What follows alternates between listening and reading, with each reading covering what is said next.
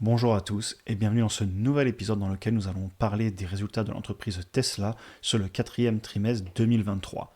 En première partie, on regardera rapidement les chiffres de l'entreprise, ensuite on va regarder les commentaires de la direction et enfin je vous dirai est-ce que j'achète l'action ou pas. Comme d'habitude, vous avez le sommaire en description pour passer d'un chapitre à l'autre.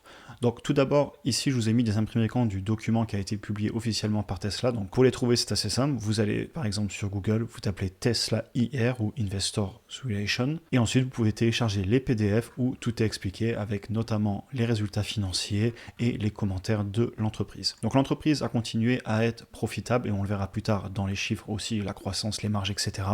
Ils ont eu cependant un free cash flow, donc du flux de trésorerie disponible positif. On a aussi le modèle Y, donc leur véhicule qui vend le plus, qui est devenu le véhicule le plus vendu au monde, toutes catégories confondues. Ils ont fait plus 125% sur tout ce qui est le stockage d'énergie. Ils précisent, et ça on en parlera plus tard, que le flux de trésorerie disponible est resté très élevé malgré qu'ils aient jamais autant dépensé aussi bien dans tout ce qui est machines, usines, etc. que en recherche et développement. Un autre point extrêmement important, c'est que le prix que leur reviennent les voitures et les véhicules à fabriquer est en train d'encore et toujours baisser. C'est-à-dire que les équipes arrivent à réduire les coûts de production, ce qui évidemment aide aussi au niveau des marges. Fin décembre, ils ont aussi commencé à mettre à disposition la version 12 du système de conduite autonome. Et enfin, ils finissent en parlant un petit peu de leur nouveau véhicule qui n'a pas encore été annoncé, mais on sait qu'il arrive, pour lequel la ligne de fabrication est déjà en fabrication à Giga Texas, donc à l'usine à côté de Austin, et ils précisent, et ça on en parlera plus tard, que c'est pour eux un véhicule qui va être révolutionnaire. Au niveau des finances, le chiffre d'affaires total a eu une croissance de 19%, et on en parlera un petit peu plus tard, c'est presque en ligne avec mes chiffres et mon analyse.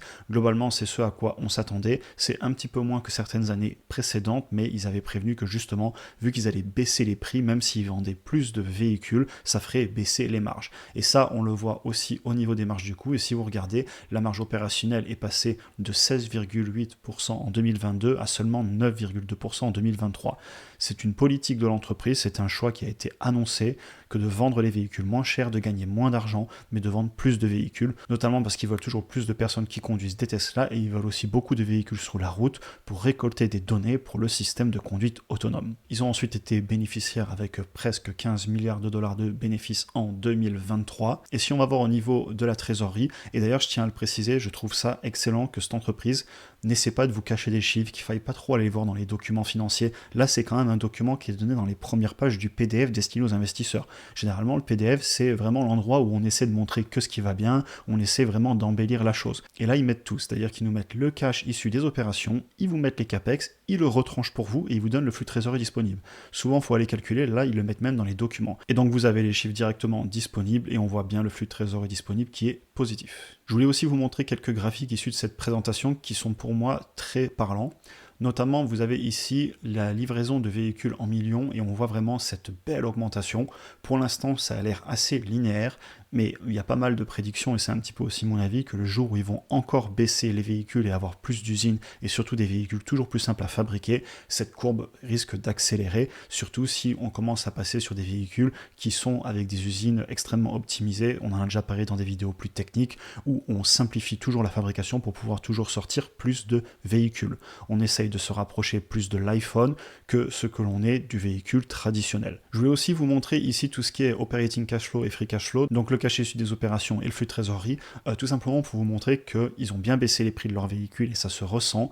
Et d'ailleurs, ils ont dit dans la conférence destinée aux investisseurs et dont je vais parler juste après en vidéo, j'ai retenu quelques commentaires, ils ont bien précisé que justement, ils pensaient que c'était bien qu'ils baissent leurs prix. Alors effectivement, sur le court terme, ça fait un petit peu moins d'argent qui rentre, mais ça fait partie de la stratégie de l'entreprise, ils ne l'ont jamais caché. Ensuite, à droite, vous avez deux graphiques qui sont extrêmement pertinents pour moi. Le premier, c'est le nombre de millions de miles qui ont été conduits avec FSD Beta, donc leur système de conduite autonome en version bêta, et on voit que la courbe n'est pas du tout linéaire, mais exponentielle, et pour eux, c'est très important parce que c'est les données qui vont permettre à l'intelligence artificielle, au neural net, en fait, donc au réseau de neurones, le plus de données il aura, le plus on pourra le faire travailler pour qu'il fasse de moins en moins d'erreurs. J'avais fait aussi une vidéo complète sur le full self-driving, donc le système de conduite autonome, n'hésitez pas à aller la voir. Et en dessous, vous avez un autre graphique qui est extrêmement intéressant, qui vous montre les économies d'échelle et aussi l'ingénierie faite par l'entreprise, c'est-à-dire que ça leur coûte de moins en moins cher de fabriquer des voitures. Malgré l'inflation, etc., vu qu'ils optimisent toujours plus, qu'ils ont toujours plus de volume et qu'ils font des véhicules toujours plus simples à fabriquer,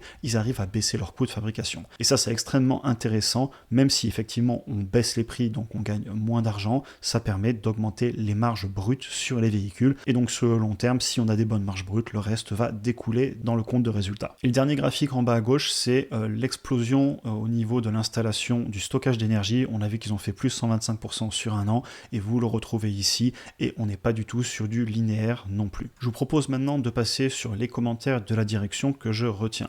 Alors évidemment, c'est pas exhaustif, la conférence a duré plus d'1 heure et j'ai retenu quelques points qui pour moi vont être pertinents pour la vidéo.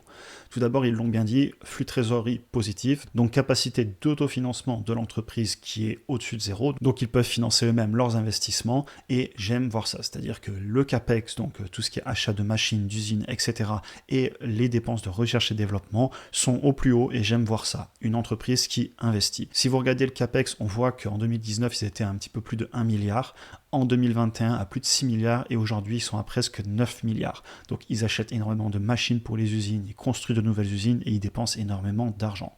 Et ils le font pour plus tard produire plus de véhicules à moins cher. Et on voit qu'en recherche et développement, on a dépassé le milliard par an. Et ce qui est brillant là-dedans, c'est qu'ils n'ont pas pris de la dette pour le faire sur 2023.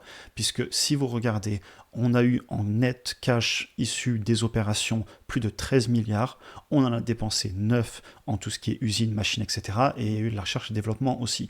Donc ça veut dire que l'entreprise, le plus elle va grossir, le plus elle va faire de ventes, si elle arrive à maintenir ses marges sur l'argent qui est issu des opérations, eh bien elle est capable par elle-même de toujours construire plus d'usines, etc. Et c'est un cycle très positif qui s'auto-alimente, où le plus on gagne d'argent, le plus on peut investir. Deuxième commentaire de la direction, ils ont bien avancé sur le véhicule de nouvelle génération. D'ailleurs, on a eu aussi des fuites au niveau des fournisseurs.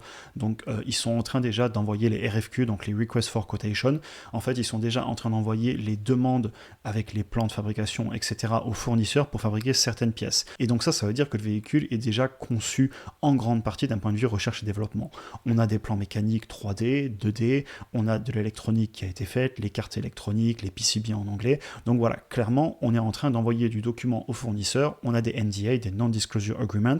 Donc d'ailleurs, les fournisseurs qui ont parlé, s'ils se font choper, ils vont certainement avoir des grosses conséquences. Mais donc voilà, c'est parti, ils sont en train d'envoyer toutes les RFQ. Et soyons très clairs, quand on commence à envoyer des RFQ, donc tout simplement des demandes de prix, si je le dis en français de façon simplifiée, on est en général à 1-2 ans grand max de la sortie d'un produit. Ça dépend si vous sortez une voiture, un téléphone, etc., c'est pas les mêmes délais.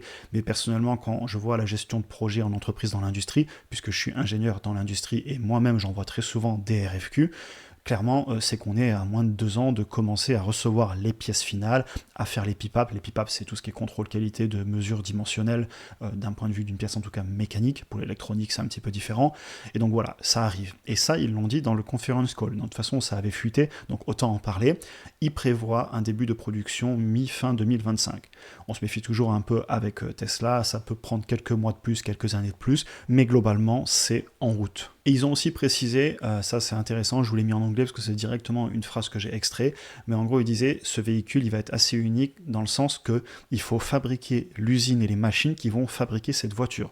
On ne sait pas encore ce qu'ils ont mis d'un point de vue technologie qui serait d'après eux révolutionnaire, mais ils précisent bien que ça va être très dur pour la concurrence de les copier parce qu'en fait ça va être des machines qui sont en partie faites en interne avec des processus qui, si on ne va pas dans l'usine les copier, on ne saura pas forcément comment tout est fait. Et c'est ce qu'ils précisent, on ne pourra pas juste aller toquer à la porte du fournisseur pour aussi faire comme eux. C'est-à-dire que autant pour tout ce qui était les grosses pièces à injection avec les gigapresses, eh bien ils ont pu aller voir une entreprise comme Hydra, la concurrence, pour aussi acheter des presses, et là ils précisent que ce ne sera pas forcément le cas pour 100% du véhicule. Et évidemment, d'un point de vue investisseur, ce sont des barrières à l'entrée, et c'est positif pour l'entreprise. Ensuite, ils ont précisé que la nouvelle usine au Mexique, elle commencera à fabriquer ce nouveau véhicule seulement quand, au Texas, ils auront déjà commencé à sortir des voitures de la ligne de fabrication. Donc, a priori, pas de voitures, en tout cas de ce modèle, qui sortent de l'usine au Mexique avant 2026. Et si je vous parle de ça, c'est un petit peu pour vous parler des délais. C'est-à-dire que L'investissement, pour moi, c'est pas quelque chose à 6 mois, on n'est pas sur du court terme, mais c'est possible qu'on n'ait pas de nouvelles usines qui sortent des nouvelles voitures pendant encore 2 ans. Alors évidemment, Shanghai, Berlin, Texas, etc. peuvent monter en puissance, produire toujours un petit peu plus, mais globalement, il ne faut pas s'attendre à une énorme explosion au niveau des ventes rapidement. Et je voulais un petit peu remettre ça en perspective parce qu'il faut vraiment pour moi regarder sur un horizon de temps long. Ensuite, ils ont parlé un petit peu de tout ce qui est intelligence artificielle. Ils ont précisé qu'ils referaient peut-être une conférence destinée à présenter leurs nouvelles avancées, mais ils en diront beaucoup moins que la dernière fois parce qu'ils ont quand même peur d'être copiés, etc. Et ils disent qu'ils seront un petit peu plus prudents, mais ils le feront quand même peut-être pour faire du recrutement parce qu'ils disent pour eux que c'est une publicité pour que les personnes qui sont dans ces secteurs aient envie de venir travailler chez eux. Parce que oui, le nerf de la guerre dans ces entreprises, c'est la recherche et développement et l'innovation, et clairement il faut toujours recruter, et c'est aussi pour ça que j'apprécie de voir leurs budgets qui sont destinés à ça. Et précise aussi que Optimus, donc ça ce serait leurs robots humanoïdes qui vont certainement d'abord utiliser dans leurs usines, et en bonne voie, ils sont en train de travailler dessus intensément, et il y aura des grosses synergies avec leur système de conduite autonome. Ensuite, le modèle Y a été la voiture la plus vendue au monde, malgré qu'elle soit beaucoup plus chère que d'autres véhicules. Et ça, il le précise. Il précise bien que c'est une voiture qui est quand même chère, à plus de 40 000 €, et cependant, c'est la voiture la plus vendue au monde. Donc clairement, il y a de la demande. Le problème, c'est qu'il faut, comme ils disent en anglais, que ça devienne affordable. C'est-à-dire que le problème, c'est pas forcément que les gens ne veulent pas les véhicules, mais tout le monde ne peut pas s'acheter des véhicules aussi chers. Et ils le précisent, ils veulent baisser les prix. Et tant pis si ça les disrupte eux-mêmes. Peut-être que le jour où ils sortent une voiture à moins de 30 000 €, eh bien les voitures à 60 000 €, ils les vendront plus, ils compenseront certainement avec le volume et avec d'autres technologies et d'autres produits, mais leur objectif c'est de baisser les prix, c'est pas de gagner le maximum d'argent maintenant. Ils ont aussi un petit peu parlé de la concurrence, notamment des entreprises chinoises, ils ont dit que la concurrence était très forte et c'est flagrant, et ils ont précisé aussi que beaucoup de constructeurs pour eux vont souffrir et qu'il va vraiment falloir innover rapidement. Ici je vous ai mis 2 véhicules, la nouvelle BYD Seal, et je vous ai mis aussi une MG, qui est d'ailleurs une voiture qu'on voit d'ores et déjà en Europe. Et enfin, ils ont parlé des taux directeurs. On en parle souvent sur la chaîne, mais c'est très important quand vous êtes dans l'industrie et en plus quand vous vendez des produits qui coûtent des dizaines de milliers d'euros.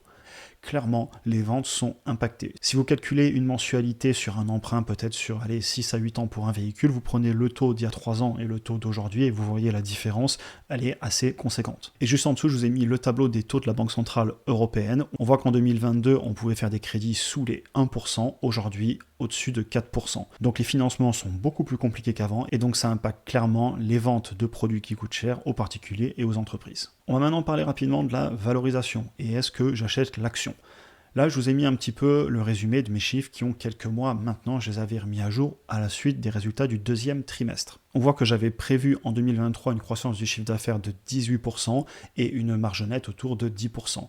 Ils ont fait une croissance de 19% et on est clairement à la marge du trait puisqu'ils sont à 96 milliards et je m'étais mis aussi à 96 milliards, ils sont un tout petit peu plus élevés. Et ensuite, en termes des bénéfices, ils ont fait presque 15 milliards et j'en avais prévu presque 10, donc ils ont fait mieux que ce que j'avais prévu. On est en ligne avec mes chiffres et même un petit peu mieux, sachant qu'ici ce sont des extraits de mes tableaux complets de calcul. Et ces tableaux complets de calcul me disaient que je devais payer l'entreprise avec un prix de revient unitaire au maximum autour des 200-205 $. L'action au moment où je vous fais cette vidéo, très tôt, le lendemain des résultats, on est à 208 $. On va peut-être ouvrir un petit peu à la baisse, ça on verra à l'ouverture des marchés. Vous voyez la vidéo dimanche, donc quelques jours plus tard, donc vous avez déjà la réponse. Donc maintenant, est-ce que je continue à acheter l'action ?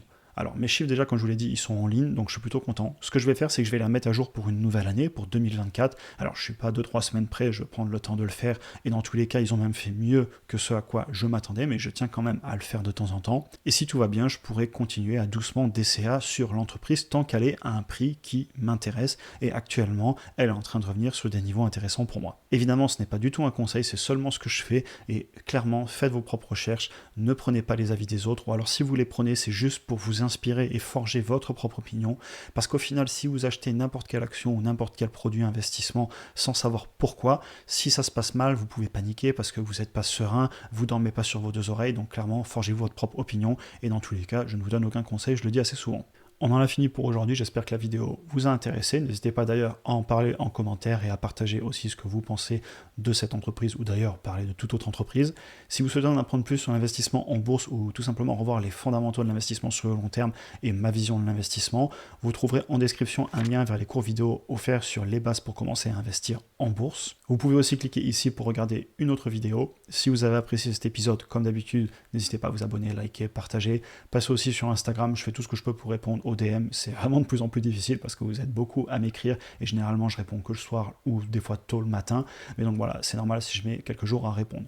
Sur ce, je vous souhaite une excellente journée et à très bientôt pour une prochaine vidéo.